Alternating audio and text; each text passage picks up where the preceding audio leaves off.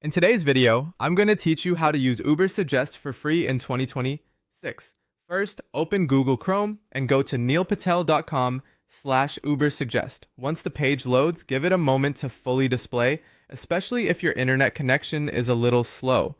You want to make sure you're on the main Ubersuggest website before clicking anything, because there may be promotional windows or offers that appear right away.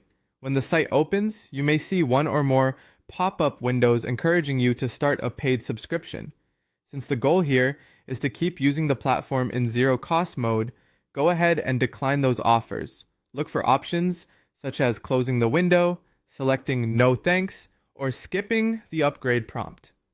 It's important to be patient here and avoid clicking the premium buttons by mistake.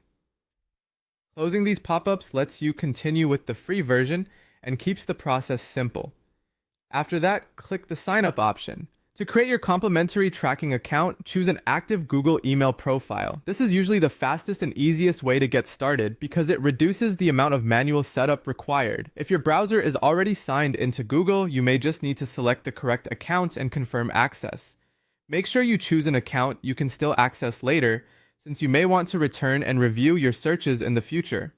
Once you're signed in, go to the main search field. This is where you can enter your keyword ideas. In the free version, you can type in up to 3 individual keyword phrases per calendar day. Try to use your daily searches carefully so you get the most value from them. For example, it helps to search for terms that are highly relevant to your website, content topic, or business niche, rather than using broad or random phrases.